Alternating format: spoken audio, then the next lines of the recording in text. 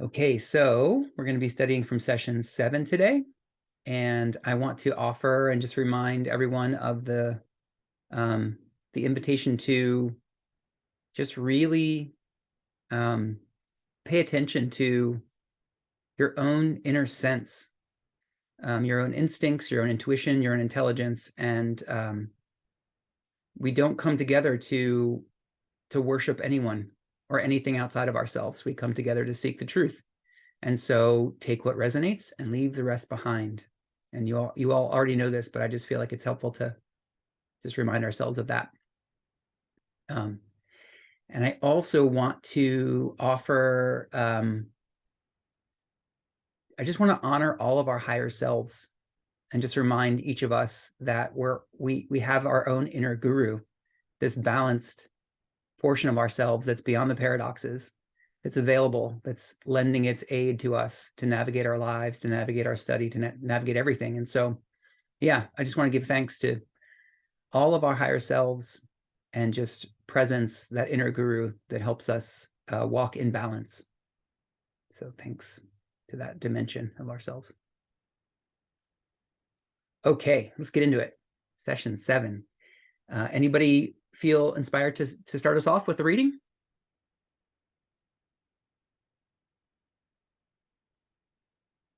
I can. All right. Session 7, January 25th, 1981. It starts out with I am Ra. Am I missing something? You got it. Okay. Let somebody else read. My e-reader just shut down on me.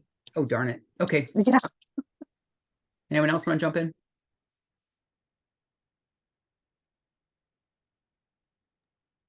I can.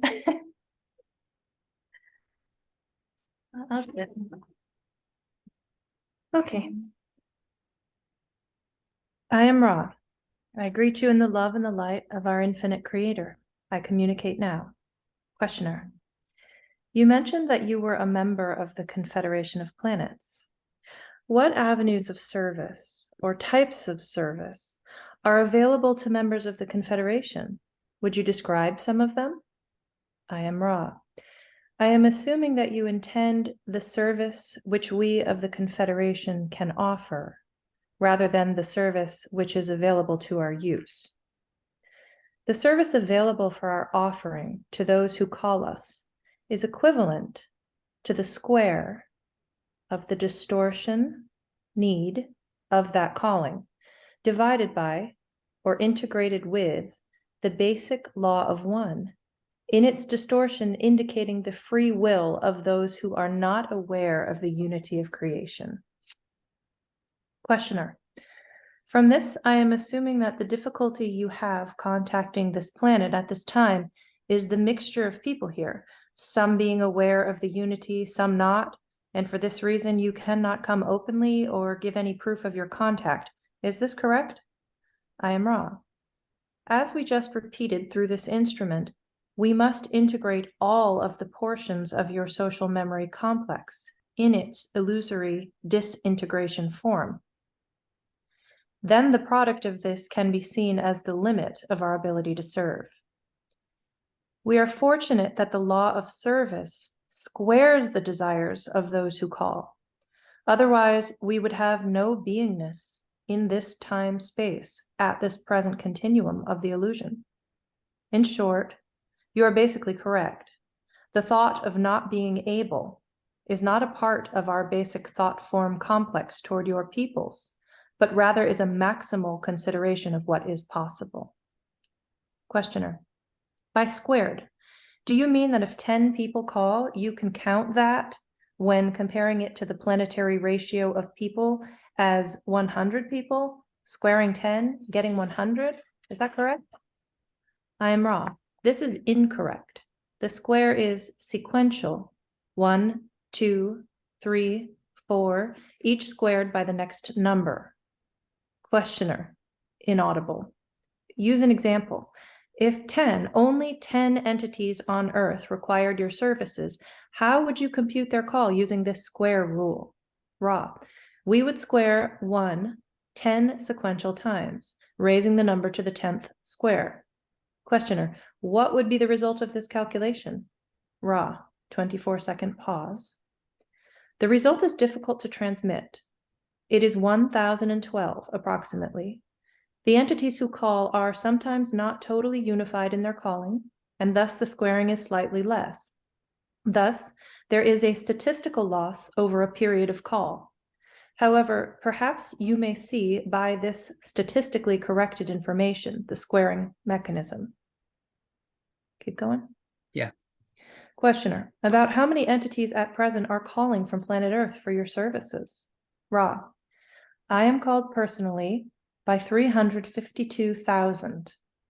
The Confederation, in its entire spectrum of entity complexes, is called by 632 millions of your mind, body, spirit complexes. These numbers have been simplified. Questioner, can you tell me what the result of the application of the law of squares is to those figures? Ra. The number is approximately meaningless in the finite sense, as there are many, many digits. It, however, constitutes a great calling, which we of all creation feel and hear as if our own entities were distorted towards a great and overwhelming sorrow. It demands our service. Will you do one Questioner. more? Just one more? Yeah. At what point would this calling be enough for you to openly come among the people on Earth? How many entities on Earth would have to call the Confederation? I am Ra. We do not calculate the possibility of coming among your peoples by the numbers of calling, but by a consensus among an entire societal memory complex, which has become aware of the infinite consciousness of all things. This has been possible among your peoples only in isolated instances.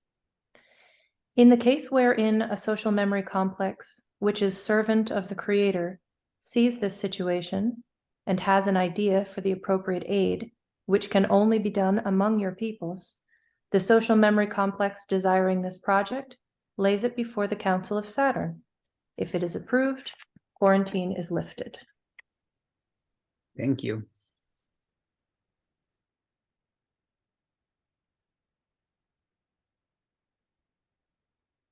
Sean, I'm going to put you on the spot here. Have you looked into this mathematical situation of this squaring effect? I was wondering that. I was wondering if this is like, this can't be just like some arbitrary rule that the Confederation came up with, like, oh, you can only help this much. I feel like this has to be some physical / metaphysical property of like just reality, of like the squaring, I think probably makes sense, like with things interacting. Every time you add another thing, it exponentially increases the possibilities.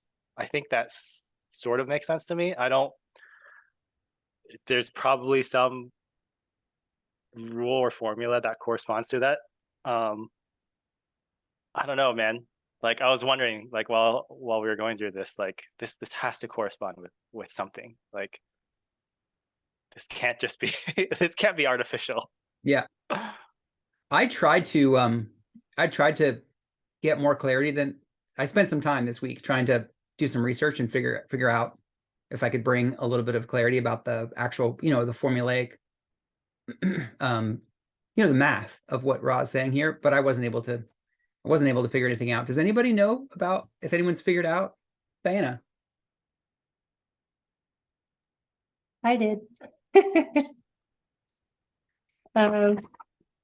I'm looking for it because it's not like I can remember.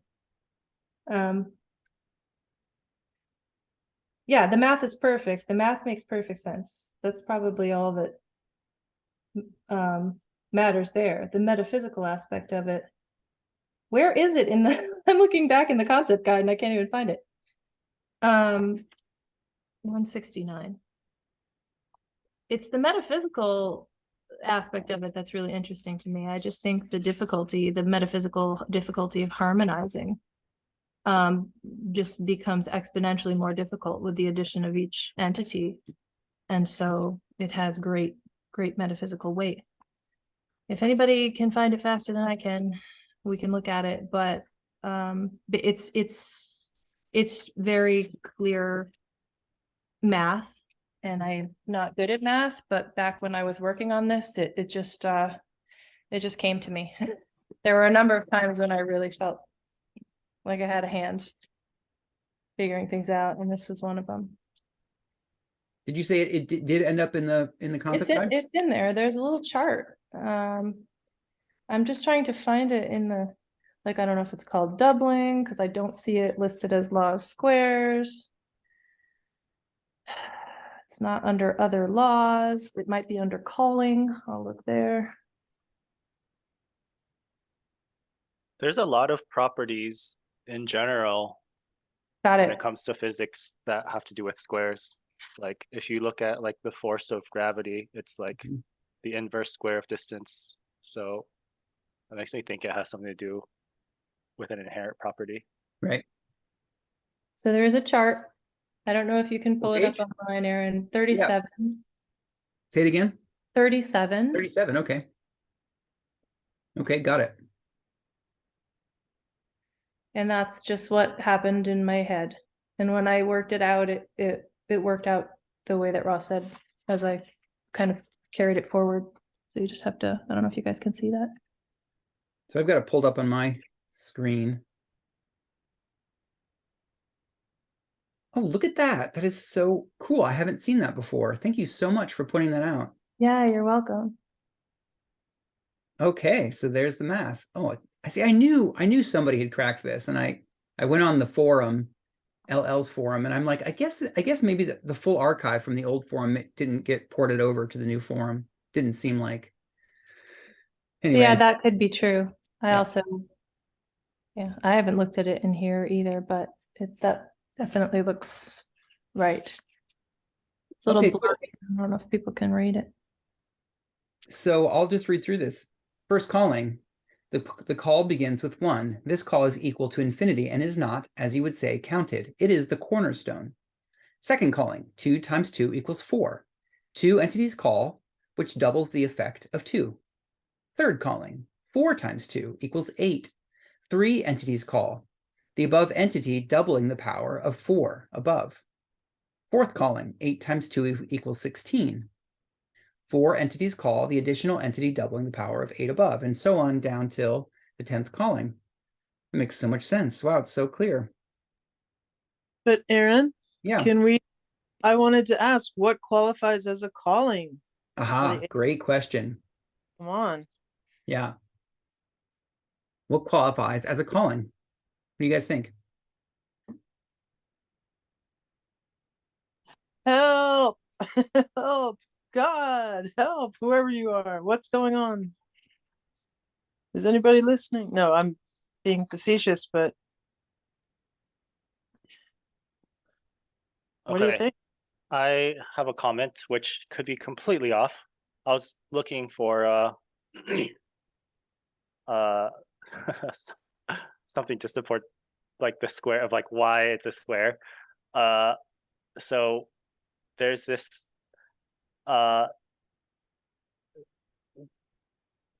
post that says the square of the wave function gives the probability to find a particle within a certain position of space. So like the wave function being the like basically like if you look at a particle, it has like a wave. It can be interpreted as a wave. So if I don't know if this is related to that, but suppose you have two people with similar wave functions or like similar callings, then they stack. So the wave would be twice as big, and then you square that, which would be 4. I don't know if that has anything to do with it, but with regards to calling, that just in my interpretation of that is a calling is it can be of any it could be anything, but if they're overlapping in the same purpose or intent, like if you look at the wave function and they're stacking, then it squares that particular calling. Yeah. Yeah, that makes sense, Shang. And also what you said earlier about, that your instinct is that there's a real metaphysical principle at play. It's not just someone in the Confederation kind of came up with a random formula and then put a memo out of like, all right, everyone, this is what we're going to go by. No, I think what you're speaking to is it makes sense to me too, that there's an actual energetic connection between, you know, an internal experience that an entity has, which is, you know, what we're discussing right now, calling, and then the entities that are able to perceive that. It's energy. So of course it would be quantifiable, and metaphysics, you know, metaphysics could describe that. Who else wanted to take a pass at this question of what is a call?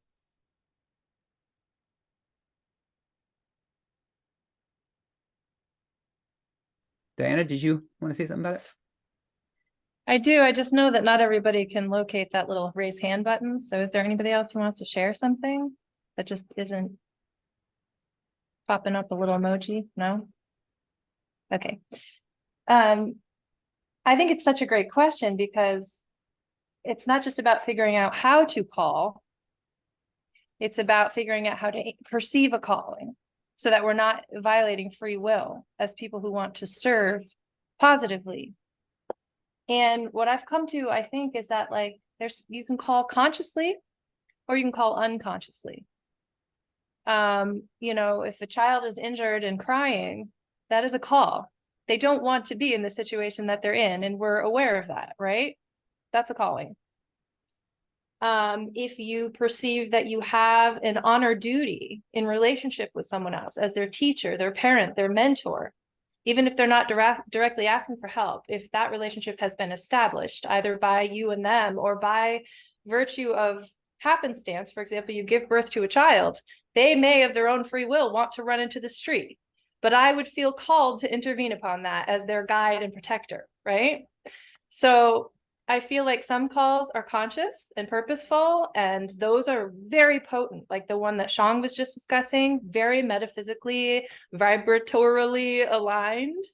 And there are others that might be a little sloppier, but it's up to our discernment to say, is there a calling here that isn't being stated overtly, but that I can perceive and feels right to me? And it's hard to know. I think it's very subjective. Yeah. I love that point about the subconscious versus unconscious. I mean, the conscious versus unconscious calling. I agree with that. Neil, what do you got? One thing that came to mind, I forgot who the speaker was. I was listening to a podcast and it was all about the power of 8 and having 8 people calling or doing a prayer together. So I was just thinking of more Christian words of praying exactly, and someone in a hospital or sick and having 8 people praying, like that would be a calling to a higher source at the same time, same intention, same amount of energy, all willing at the same time. So I'd wonder if anyone else has heard about like 8 people doing that. Yeah, that's a great, I really appreciate you bringing that up. Not only do a bunch of folks in this group know about it, but we've been practicing that for years. There's been periodically, we'll come together to pray for somebody who's asked for, for aid, or we'll pray for the earth, or we'll pray for, we've done that before. And in 7.5, Ra says the entities who call are sometimes not totally unified in their calling, and thus the squaring is slightly less. And the thing about the power of 8 that I think is a sweet spot, and this is just my guess, I haven't read the book, but it's a small enough group for the coherence to be very high. You can take time before the prayer to really clarify what it is that's going to be called for. And I think that really affects the total of the impact of that work. Yeah, it's a beautiful and really powerful practice, the power of 8. Nia. About the calling and having a subconscious calling. So one of the things they teach in Reiki traditionally is never give Reiki without explicit permission. Someone has to ask for it and or specifically state, I give you permission. I can't, technically, I'm not supposed to pass a car accident and want to Reiki somebody, or just randomly Reiki people walking down the street. They have to call for it. There has to be a calling. You have to ask for it. And I've recently come across what I consider an exception to that rule, or a loophole, whereas there was an incident where a person was not in front of me, but I was doing distance Reiki. Someone asked to do it for this person. They were in an unconscious state, on the verge of dying.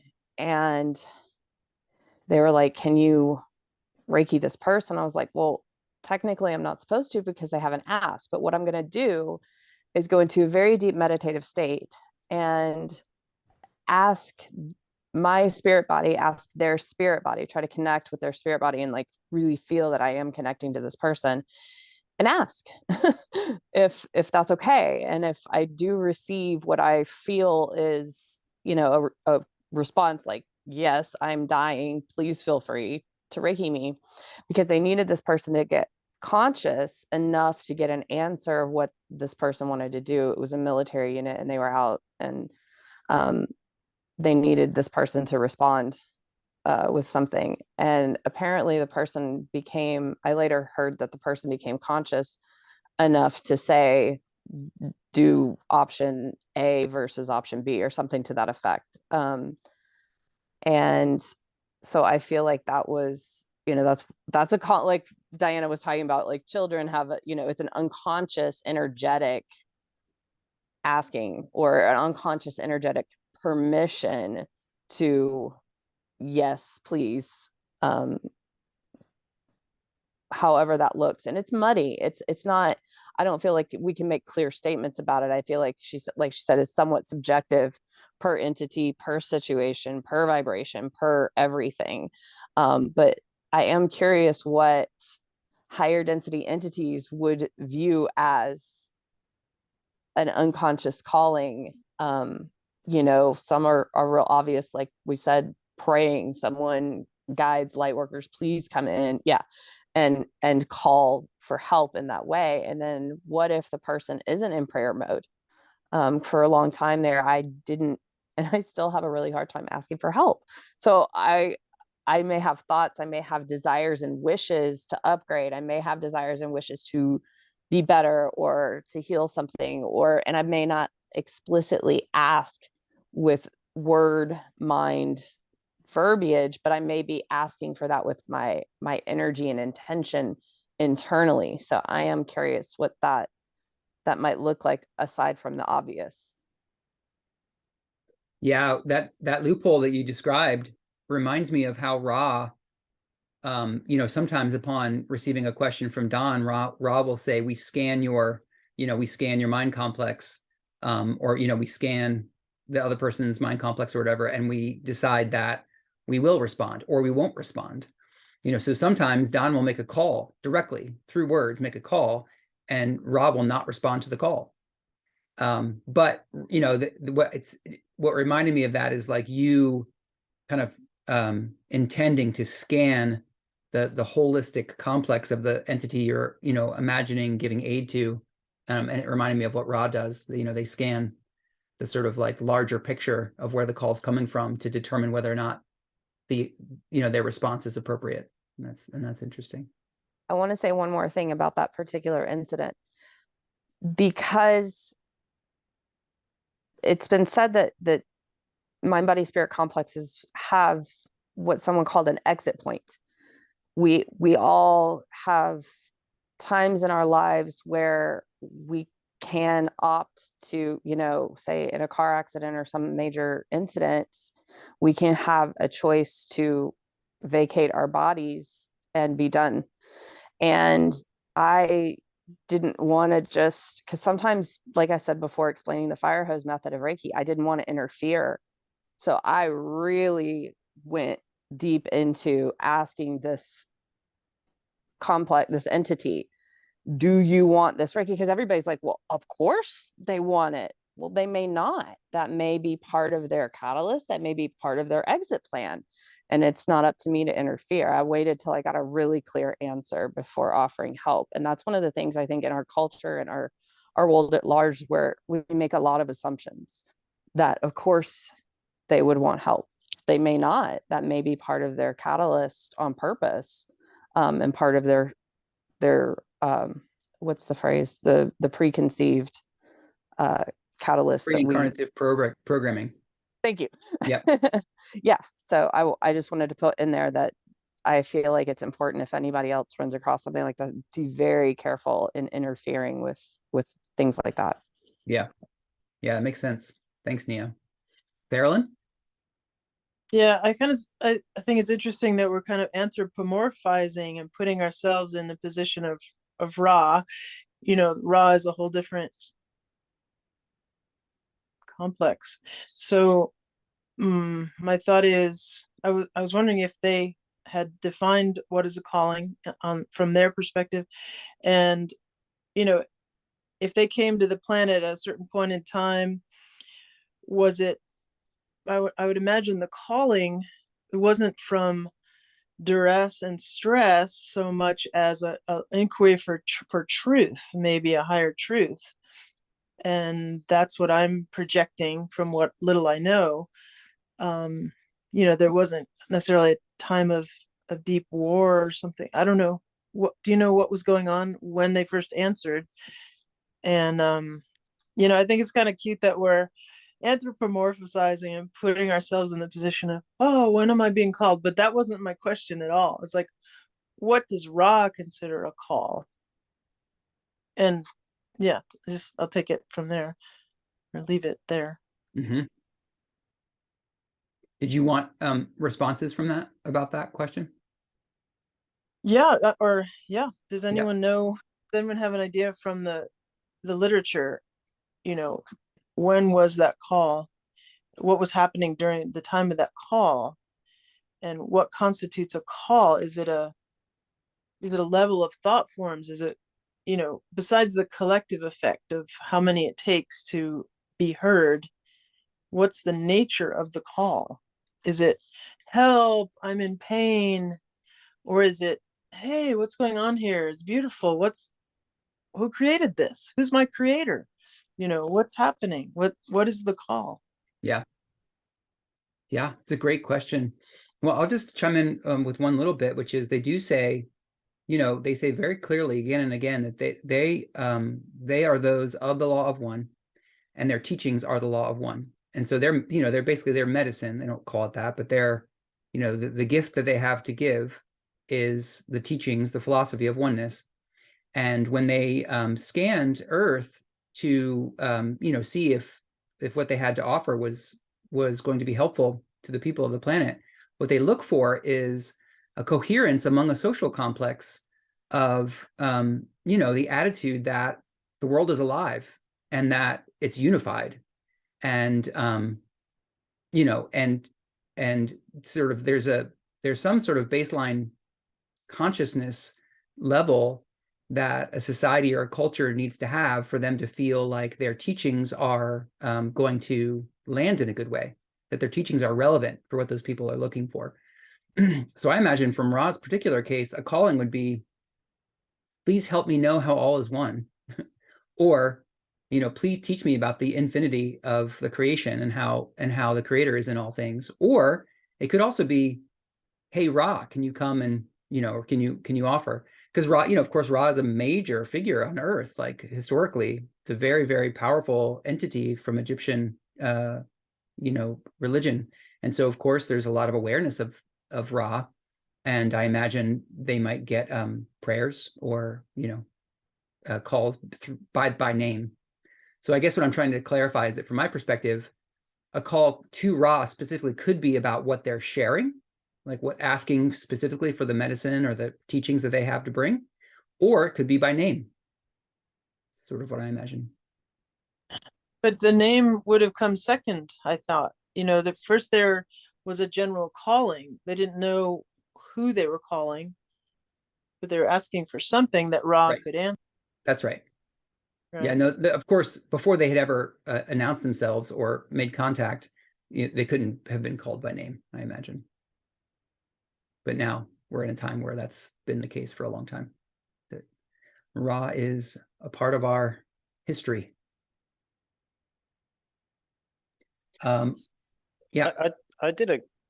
If you just search calling on Law of One, there's a lot of it. The way that Ra uses the word calling seems pretty general, and that you can call for whatever you want to call for. And then it's up to the people who can hear that call to decide whether or not they want to respond to that call. So for example, like Ra talks about calls for information. He talks about calls for understanding with the distortion towards helping other selves. There's I think it's more like it's not necessarily like it doesn't have to call for a specific thing. It's just and this ties into something that I wanted to mention was like I think at Ra's level, so Ra at his level can clearly see if someone's harvestable or not. He can measure the effect of a calling with enough precision to like give a rough number. So I think he can like, or entities at that level, like probably by 5th or 6th density, they can precisely measure the strength of a call. And then there might be some Confederation guidelines on like when, like how to actually work with the call, but the call is there for whatever it is. And I imagine there's probably negative callings too. Like I imagine negative entities are attracted to certain types of calls. Yeah, I think you're right about that. That's a good point.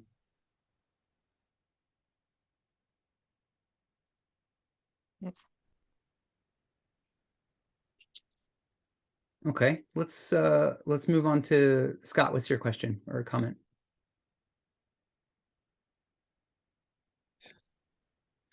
Well, if you want to move on, my comment isn't short and sweet. Well, I think I think it's probably, let's keep rolling. Okay.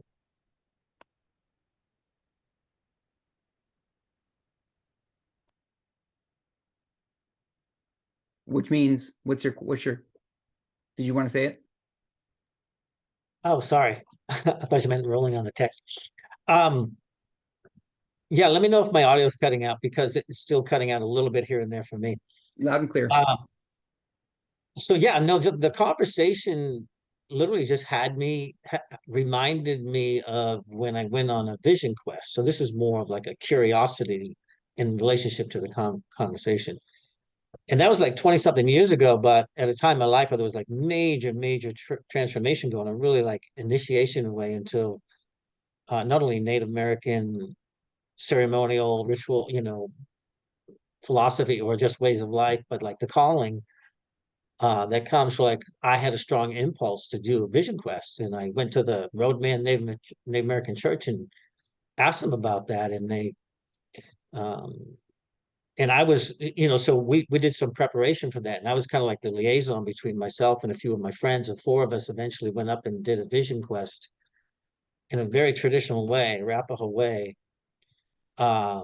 which is like fasting for 4 days and being out, by yourself in the wilderness, although someone would come and check on us. But when I through that whole process, my prayer, because it was a prayer, I was very clear that it was a prayer, but my prayer was like, what am I here for? And it was my prayer was to the, thought, and my thoughts was like to the creator, to the universal consciousness. What am I here for? What is my purpose? What is my mission in this lifetime? And so, and I like Diana's perspective too, because it could have been, you could look at it this way, where like I was called and I answered the call. And then that was the prayer.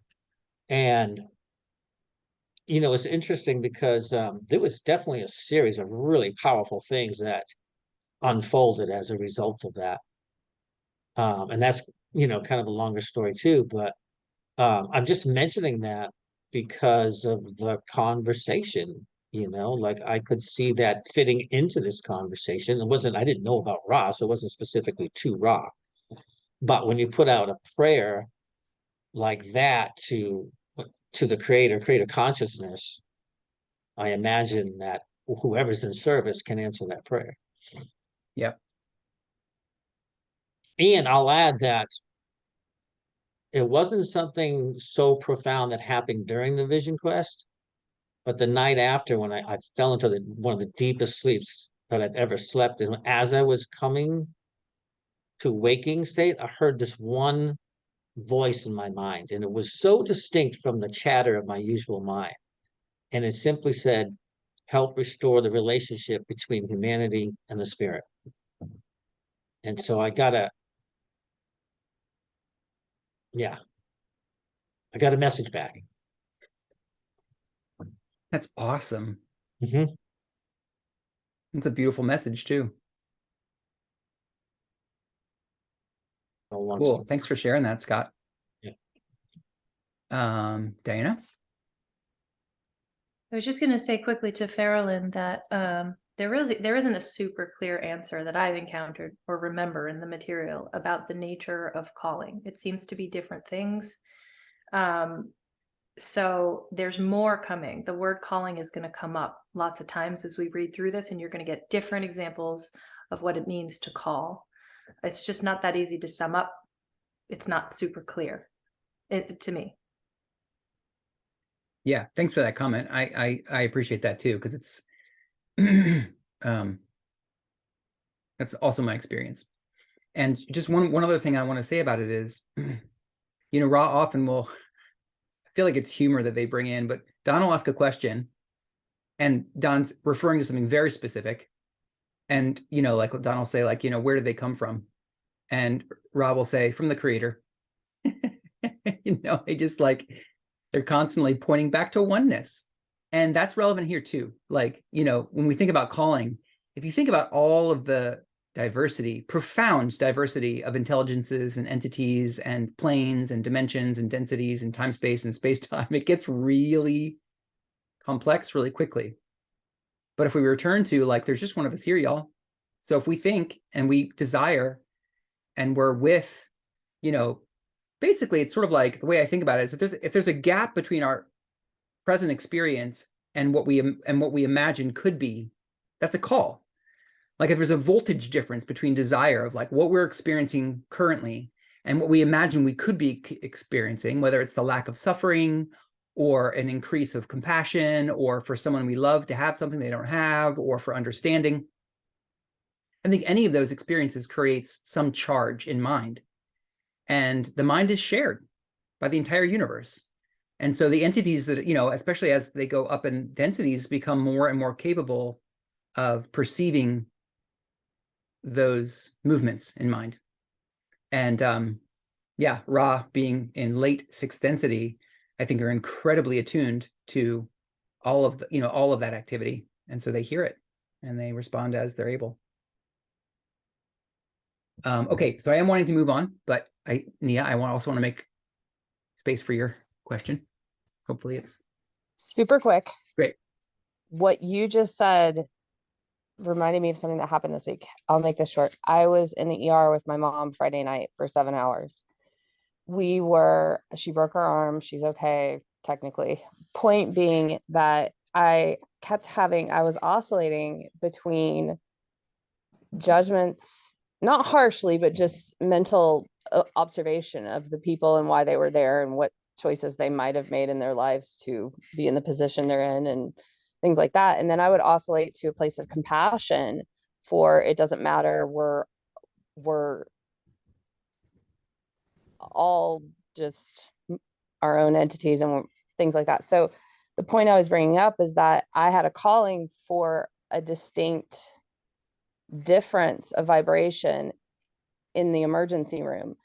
And when I would go into a compassionate state and I'm picturing mind, body, or heart, mind coherence and this golden white light coming out and wrapping around everybody there, we started having conversation with people near us. And 2 hours later, these people that are in pain and suffering in an ER were laughing and smiling and telling each other, oh, we were so glad we met, and touching each other's shoulders. And we're so hoping you get hit. Like it shifted, legitimately shifted a dozen people's experience for 2 to 3 hours out of the 7 hour wait. Like a lot of people were there for having 6 hours, and we, everybody's kind of huddled up and like withdrawn and pulled into themselves and not, wanting to make eye contact. And, we're respecting everybody's boundaries for why they're there and things. And an opportunity came up and I go, I didn't mean to eavesdrop, but did you say this? And I use that as an in to like get into conversation with somebody. The next thing you know, all dozen of us were in a higher state of of joy in an ER. And I think that that was a calling, because I was like, something needs to shift here. I want to see this differently internally. And I want to bring that out for other people to share in that too. So that, what you just said about the calling made me want to share that experience from Friday. Like, there was a definite shift, you know. It was a calling. Like I not like I called that energy in and I was able to. It's just of the divine and trying to radiate out the love, light, and connection between all of us. And it happens. I'm not saying I did that. I'm saying, like, maybe there was some higher density beings that were like, "Who? There's the call we were waiting for. Let's get down there and help ping all these people up to a higher vibe and happiness and that kind of thing," you know. So maybe there was other beings there that helped raise that vibration just enough to change people's experience from suffering to at least slight joy. Nice. That's beautiful. I love that. Thanks, Nia. Okay, let's get into the Council of Saturn. We are on question 7.9. Anybody want to read?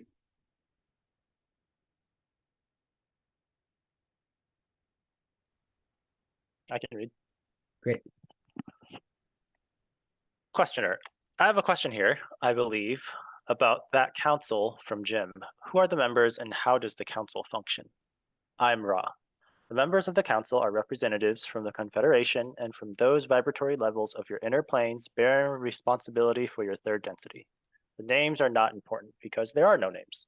Your mind, body, spirit complexes request names, and so, in many cases, the vibratory sound complexes, which are consonant with the vibratory distortions of each density, are used. However, the name concept is not part of the council. If names are requested, we will attempt them. However, not all have chosen names. In number, the council that sits in constant session, though varying in its members by means of balancing, which takes place what you would call irregularly, is 9. That is the session council. To back up this council, there are 24 entities which offer their services as requested. These entities faithfully watch and have been called the guardians.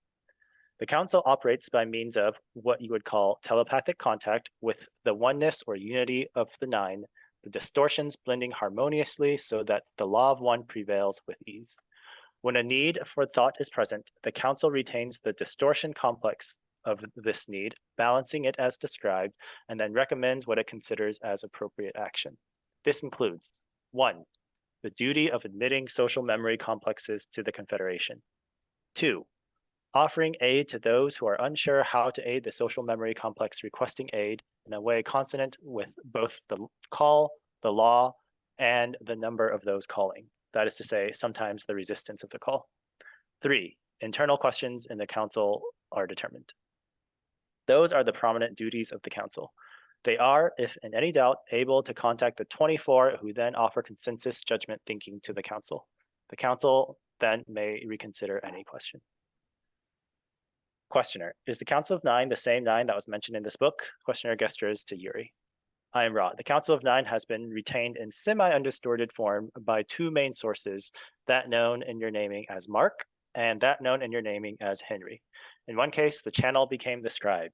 In the other, the channel was not the scribe. However, without the aid of the scribe, the energy would not have come to the channel. Questioner, the names you spoke of, are they Mark Probert and Henry Puharark? I am Ra. This is correct. Questioner. One more. Yeah, thanks. I'm interested. Should I stop? No, one more. Okay. I'm interested in the application of the law of one as it pertains to free will and what I have called the advertising done by UFO contact with the planet. That is, the council has allowed the quarantine to be lifted many times over the past 30 years. This seems to me to be a form of advertising for what we are doing right now, so more people will be awakened. Am I correct? I am Ra. This will take a certain amount of untangling of conceptualization of your mental complex to reform your query into an appropriate response. Please bear with us. The Council of Saturn has not allowed the breaking of quarantine in the time-space continuum you have mentioned. There is a certain amount of landing taking place. Some of these landings are of your peoples. Some are of the entities known to you as the Group of Orion. Secondly, there is permission granted not to break quarantine by dwelling among you, but to appear in thought form capacity for those who have eyes to see. Thirdly, you are correct in assuming that permission was granted at the time space in which your first nuclear device was developed and used for Confederation members to minister unto your peoples in such a way as to cause mystery to occur. This is what you mean by advertising and is correct. The mystery and unknown quality of the occurrences we are allowed to offer have the hoped for intention of making your peoples aware of infinite possibility. When your peoples grasp infinity, then and only then can the gateway be opened to the law of one. Thanks, Sean. That's great.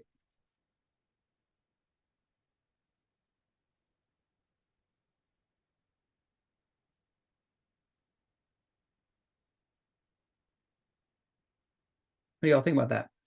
Council of Saturn. So what is the Council of Saturn? Like raises more questions than it answers.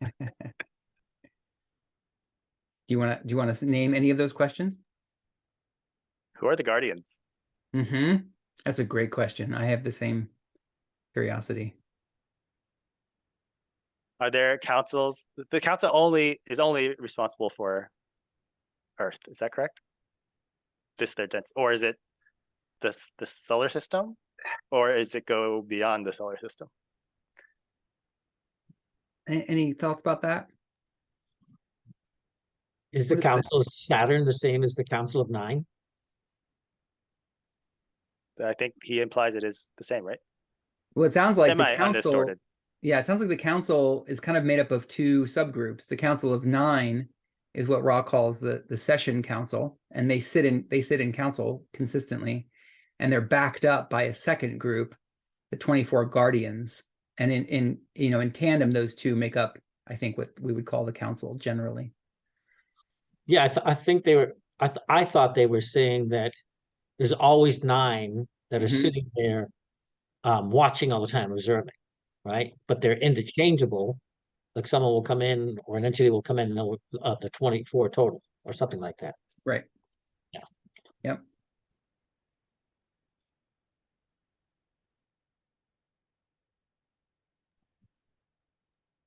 Anyone have any thoughts about who the guardians are? I mean, regardless of whether or not the moon's hollow, the Saturn's got a number of very questionable moons with a lot of activity going on. Jupiter and Saturn both, as far as the notion of there being this kind of governing body, around where the prime directive is bendable, or what intervention, between galactic cosmic intelligence and the little arc we're on here. It seems to be, that seems to be what they reference the most as far as the protocols they're having to follow. So I don't know if that it's all been put together in any particular place or whatever, as far as a sub question of the law of one material, but it's definitely been one of the pieces I've been tracking the most. Yep. Yeah, I'll just say briefly that Farrellyn and I have had a little conversation going on recently, and we both are of the opinion, we seem to share the opinion that just like Earth politics is incredibly complicated, and there's lots of different opinions and different groups and governments and this and that, y'all, it stays the same once we get to once you get into higher densities. There's still politics, there's still disagreement, there's still political, entities have to work things out, groups have to work things out. I think I used to have this romantic notion that once we get past third density, it's all harmonized, because Ra talks about fourth density being like there is no disharmony. And of course, I believe them, but I also think it must be true that on another level, in terms of these questions of what's appropriate in terms of a higher density social memory complex interacting with the third density planet, there is disagreement.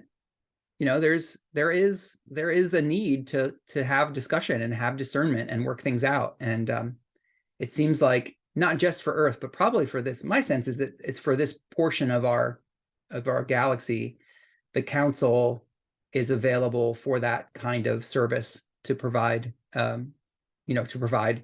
harmonized feedback that is congruent with the law of one. That's kind of how I take it. What do you think, Diana? Ross seems to use the term guardians to span different groups of entities who serve to guard in various ways. At the highest level, at that Council of Saturn level that they're talking about, there's a place in the material where they say that that group of guardians is from the octave above our own. And that they provide like precise emanations of light that that are so precise that during harvest we can sort of compare our light to that mathematically precise amount of light to see which density kind of we fall into as we move on. The only thing that's really clear in the material is that the guardians serve to protect the free will of our density by providing opportunities to both positive and negative entities to answer to our calling, so that there can be kind of a level playing field, so that positive choices bear as much metaphysical weight as negative choices. They instigated the quarantine, and they helped to guard our free will. They're the guardians of our freedom to choose. There's other types of guardians that Ra talks about, but I think we're talking about that type right now. Yep. Really helpful. Thank you for all that.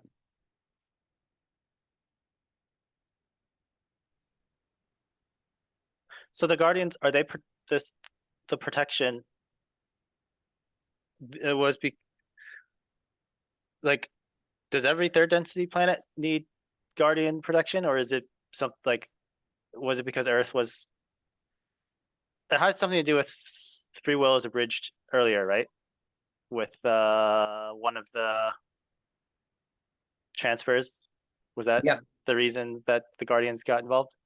Well, the quarantine was put in place after some Confederation entity put the project forward to the council. The council approved it to transfer the Mars souls who had caused their planetary sphere to be uninhabitable, to genetically manipulate bodies for them and transfer them to Earth. And there was disagreement in the council, or at least in the Confederation, about whether or not that was an infringement of free will. And after that took place, for whatever reason, Earth needed to have a quarantine installed to protect the free will of the entities evolving within the influence of Earth's sphere. Yeah, I don't recall any place in the material that says whether or not the quarantine is a feature of other third density spheres. Do you? Does anyone? I don't remember it either. I kind of have the sense that it's not like a standard third density experience. I don't think that Venus needed a quarantine, but I'm with you. I don't remember them ever directly addressing that question.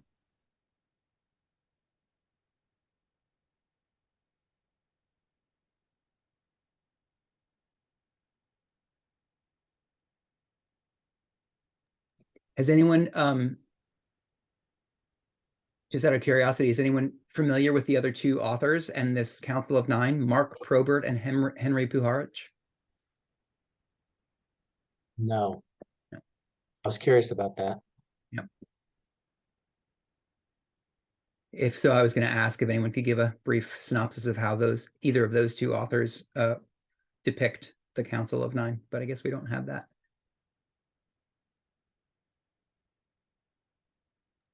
More research. More research. More research. I thought that too. I wanted to respond to what Chung was saying about, or question about, like, do other planets have guardians?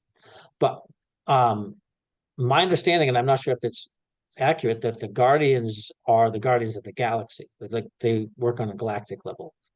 Does that seem clear, correct? Or I don't think so. I think we're talking about a pretty local group. And they're referred to as the guardians? Yeah.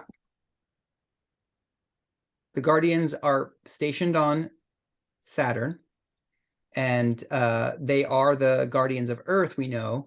My sense, I don't think they specifically say this, but my sense is they also are available to to counsel for other third density cycling planets in this portion of the galaxy. Mhm. Well, and here's why I think that, because we know that, so Ra says that the Confederation, the group is known as the Confederation of Planets in Service to the Infinite Creator, is made up of about 500 planetary spheres and 53 civilizations. So some of these civilizations are multiplanetary civilizations. And then what is it, 7 or 9 star systems? Anybody remember? Anyway, it's a pretty small portion of the galaxy that the Confederation is representing. And somehow I've just developed the correlation that, okay, if there's the Confederation made up of 500 planets, and we have a council that the Confederation goes to put their projects forward, I've just imagined that the Council of Saturn is the sort of like political hub of the Confederation. So of these local 7 star systems and 500 planets. That's just, I don't know that for sure. Diana? I don't know that for sure either, and I don't mean to put the smackdown on that at all, but a minute ago I did text our buddy who has good recall of this material. Jim says 9.4 suggests that the Council of Saturn only has jurisdiction over our solar system. Mm-hmm. Yeah, I could see that too. I could totally see that. Like if there's a star system. Yeah, if there was a star system. Well, that's all. Well, that's all. Just our solar system. What was it? 9.4? Yeah, we'll have to look at it now or later, because I don't know. I really had no concept of the answer either, and it's only a suggestion that they make, so it sounds subject to interpretation. But cool. Well, that's helpful, and that also just suggests that we'll be returning to this concept in just a couple sessions. So, in the desire to make it through session 7, let's hold that question for now. We can continue discussion as it comes up. Neil? I had a little quote that I found a little bit ago, and I'll read it here. It said, "The role of the Guardians is to care for and be a steward for the people and the planet. During the ascension process, the Guardians stand by the steps of light, which are walked by those who are moving ascension or graduation. They look carefully to be sure that the gradations of light are precise, steady, and stable." So I was wondering if they are the next octave that stand there and they have the ability to kind of govern the harvest overall. Yeah, I think that's what Diana was mentioning, is that group, and that's kind of what I was hearing Diana saying. That's my sense too. We're talking about the same group of Guardians. I think so. Yeah. Yeah, the piece about, I just want to underscore this piece of their purpose. So the Council of Saturn,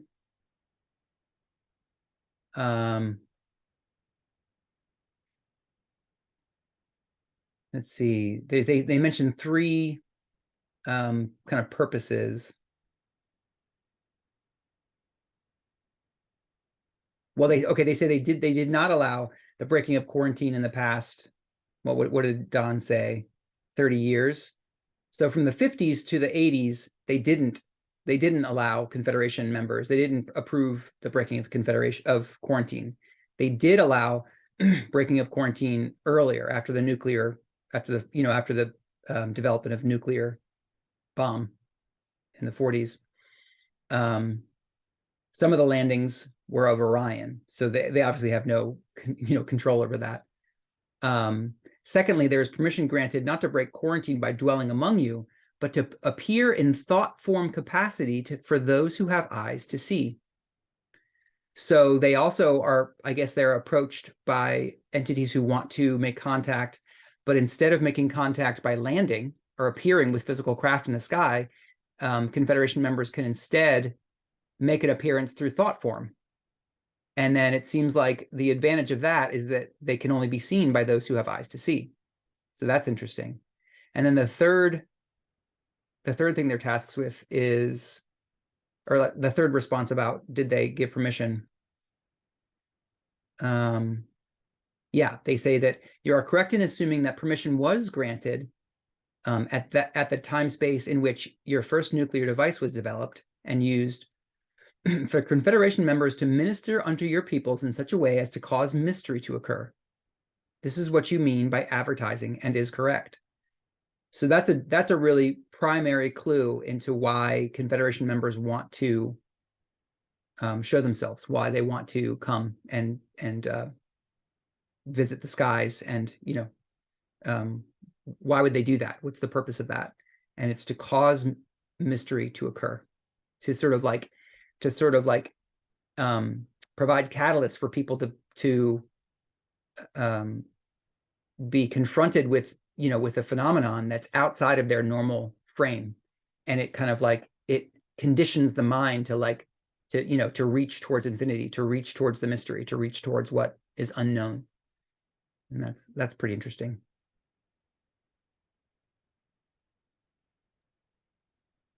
The mystery and unknown quality of the occurrences we are allowed to offer have the hoped for intention of making your peoples aware of infinite possibility. When your peoples grasp infinity, then and only then can the gateway be opened to the law of one.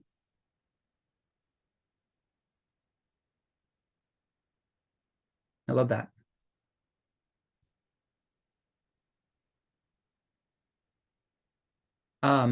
Okay, this is a little bit maybe of a tangent, but maybe not. Who has seen a UFO?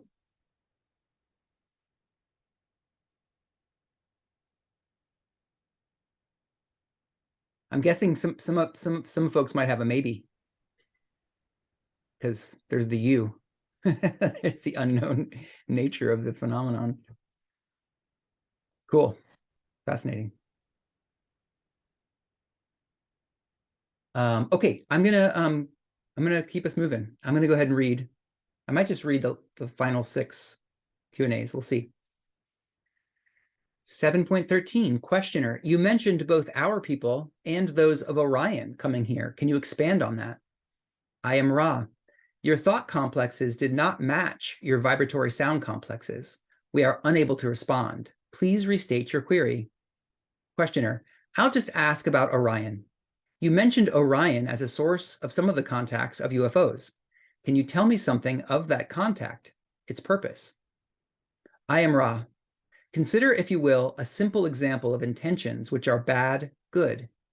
This example is Adolf. This is your vibratory sound complex.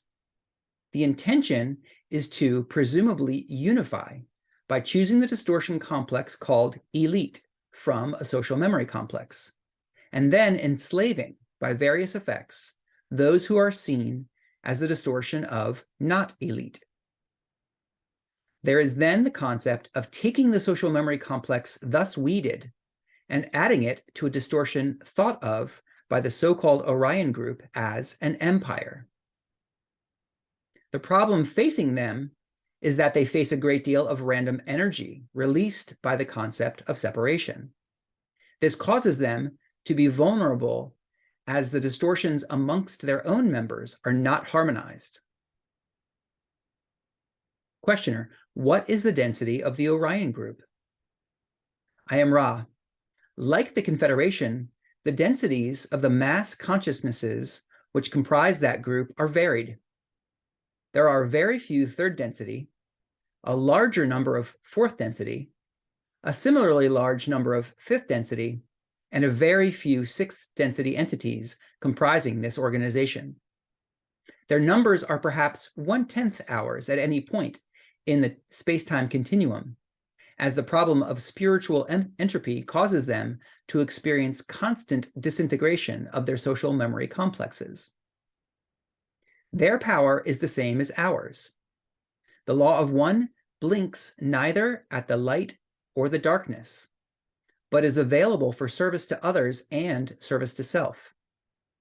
However, service to others results in service to self, thus preserving and further harmonizing the distortions of those entities seeking intelligent infinity through these disciplines.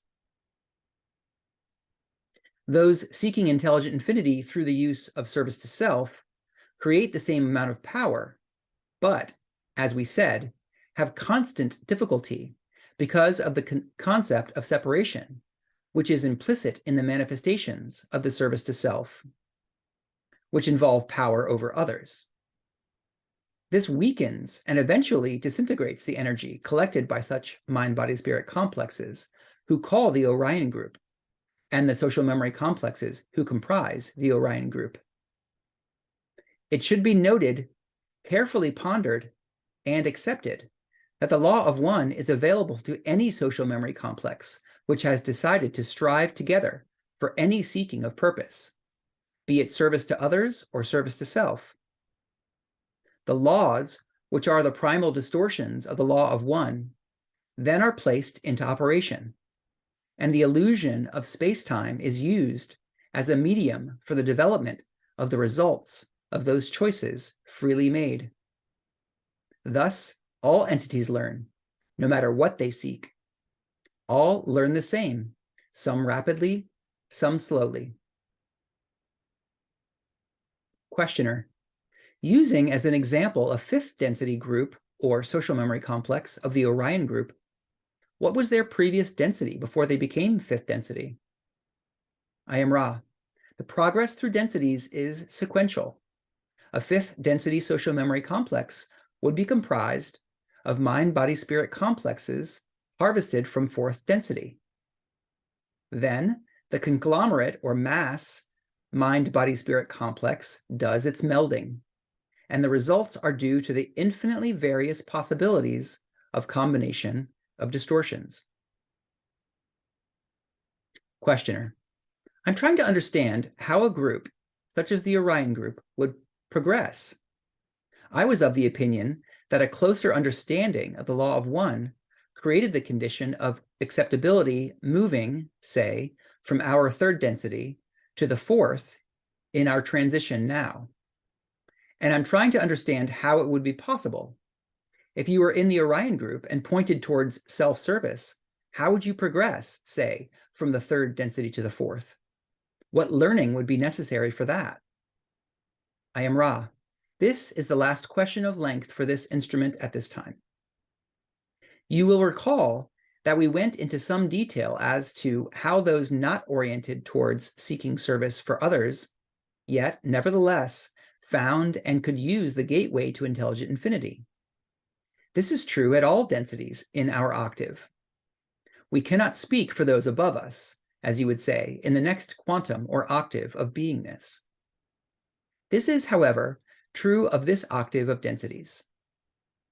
The beings are harvested because they can see and enjoy the light love of the appropriate density. Those who have found this light love light, without benefit of a desire for service, nevertheless, by the law of free will, have the right to use the use of that light love for whatever purpose. Also, it may be inserted that there are systems of study which enable the seeker of separation to gain these gateways.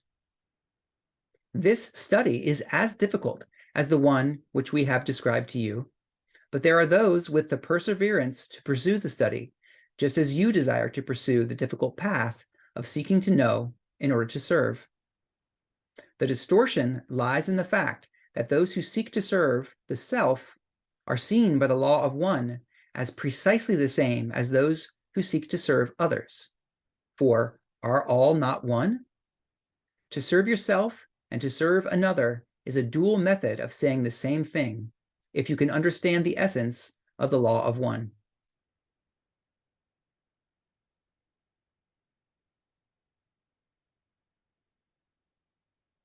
I'll stop there.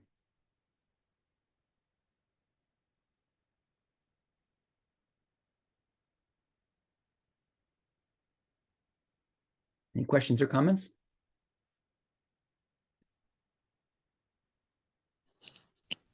So chiming in with our Secret of Light carryover, when Walter was talking about, I don't remember the words, but I have the visual. There was the negative polarity and the positive polarity, not necessarily good or bad, but just, and they spiral out to the edge of the cube and then dissolve, going back into the one, and then have the chance to, like, in a sense, reincarnate into something new. So the two opposites dissolve but can never be one.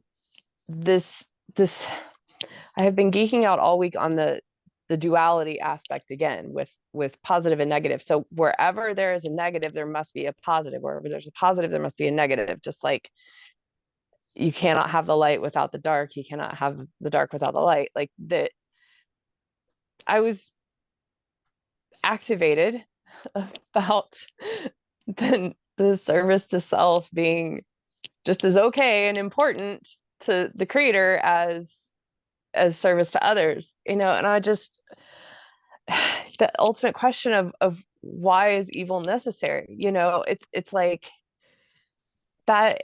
The only, I have to think of it in strictly scientific terms of polarity of positive and negative, that it makes the duality okay, and that our distortions make it I hesitate. It's hard.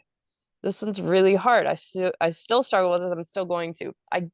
In a sense, my mind grasps the necessary of the positive and negative polarities.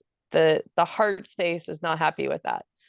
You know, and that gets back to our density's distortion of suffering. And I've only read through the Law of One once, so I don't have all this memorized like some of y'all. But if there is stuff brought up that explains things, please bring it back to the now that we can weave it all together, because that's helpful. So yeah, that just geeking out on the Walter Russell thing with the secret of light and the dualities being necessary, just to try to like a soothing balm comfort the activation of why it's necessary. I have a am hard time. right there with you with all those questions and with the struggle of that conceptualization, and it's rich and it will continue to be rich. I think one thing I will say, we're actually just two quick responses, Nia. One is what the description that Walter Russell gives about the sphere and the cube and how the two energies move within that. That really is a description of, I believe, of basically matter, energy and matter and light in space-time. And it's distinct from how souls move, I think. So it's not necessarily that a negative soul is going to, you know, kind of like go through an experience and then necessarily like move out in space, away from the center. Anyway, those two concepts of a soul, a positive and negative soul, and how they move in creation versus like intelligent energy and matter are two parallel but kind of distinct phenomena. And the sphere and the cube are kind of describing physical phenomena, not necessarily soul motion. So that's one comment. And then the other thing I wanted to say briefly is, what was it? One of my teachers, friends and teachers, Bentinho Massaro, he talks about like, it's really simple, y'all. Like if you can perceive something, if something's in reality, it's already passed by the sort of like filter of acceptability of the creator. It's here because the creator desired it. So, you know, we tend to, I know this is true for me, we tend to kind of like get into a fight with reality. It's like, oh, I don't want there to be a negative path. I don't want there to be war. I don't want there to be suffering. It's like, well, you can fight with it. You know, you can wish it didn't exist, but the creator doesn't. The creator doesn't fight with it. The creator has already passed it through its own filter of what it desires, because here it is. If you can see it, and if it's in reality, the creator wants it to be in the reality, because the creator is the one where all the power comes from. Everything is sourced from the creator. So anyway, that was a little profound aha moment when he sort of like shared that perspective of anything we can witness has already passed through the creator's acceptability filter. We can struggle with whether or not it's acceptable to us, but the creator does not struggle with it. So if that helps. Neil. So playing off that and playing off what you said earlier in your intro of the sun being that, you know, form of love, just striving to being as loving as the sun, having that shine down on every polarity, and having that kind of being the physical example of what we're talking about, of the sun. Just, I don't care what you look like, I don't care what you do, but I'm shining light on you. So I think that's a good role model, I guess, to look up to the sun, be like, I want to be like you one day. And the other thing I thought of was mentioning Adolf Hitler and the events that happened during his time, and just thinking of like a Jewish mystic that's aware of the law of one, being in a concentration camp, seeing all around him, but still being able to retain that level of consciousness is something that I would like to look more into, or see if anyone did that, if there's something of that nature. Yeah, totally. Thanks, Neil. Sean? I wanted to respond to Nia's comment about the nature of evil. And I remember in the previous study session, we were talking about early universe before the veil ever happened. There was no negative polarity. And in that universe, like there was very little growth.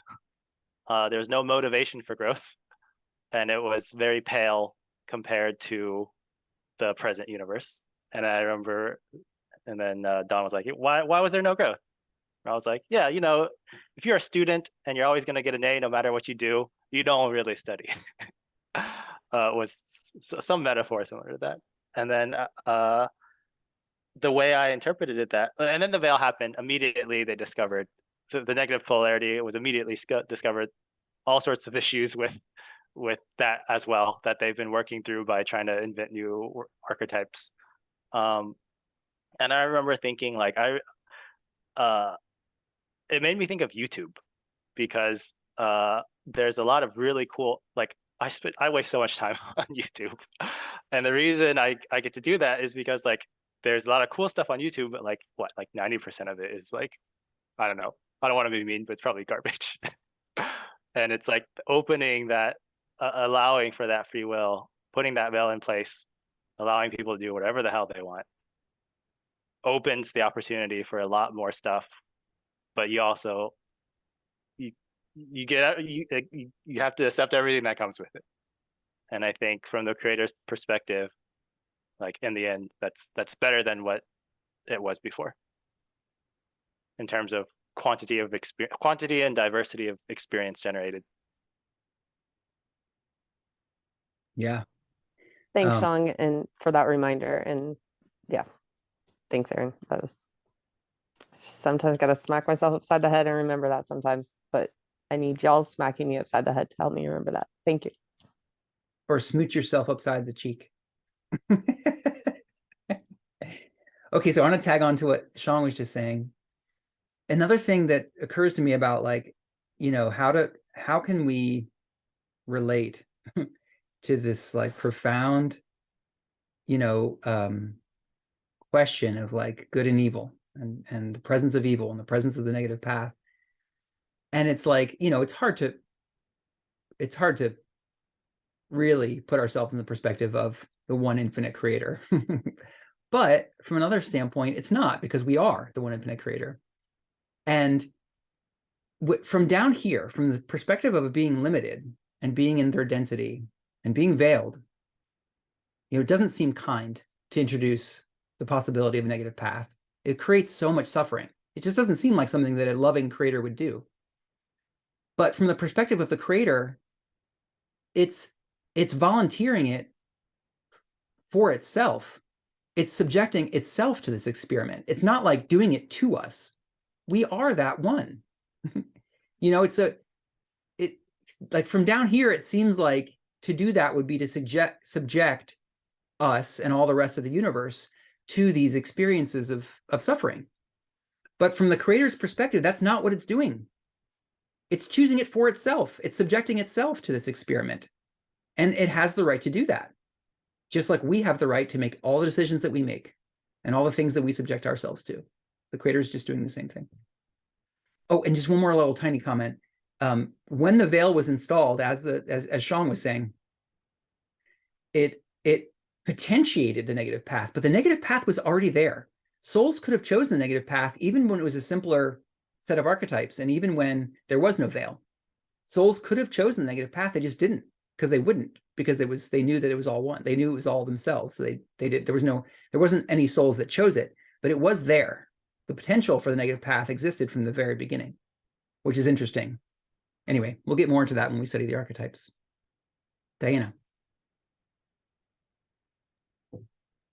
Ra talks about, know the self, accept the self, become the creator. And I think that when I'm trying to find acceptance for all the pain in the world, even though I can still have a role in improving the situation, with my heart and my hands, I always find the most help in examining the parts of myself that I don't love and trying to find compassion for how I got there. How did I end up screwed up in this area? What predisposed me to act in this way that I'm not proud of? And the more I can do that, the more I can prove to myself that like every fucked up thing in the world has a really good reason for being that way. And we can find compassion for those reasons. It doesn't mean that we want the world to stay fucked up, but it helps me not to rail against what I see as such huge injustice in the world inwardly, inside of myself, and to suffer as much, because I can look and say, oh, those people who are torturing those other people, they must have had such a good reason in their own being, such a valid reason, despite the fact that I don't agree with the behavior. So like I look for self-love as a way to help me love other people. Beautiful. Oh, I love that. It feels mature and balanced. Thank you for sharing that. I didn't say I was good at it. Well, y'all, we have run through, man, it went fast for me this week's study. It was really good, really deep, really juicy. I really appreciate everyone's contributions and questions and presence. Thank you so much.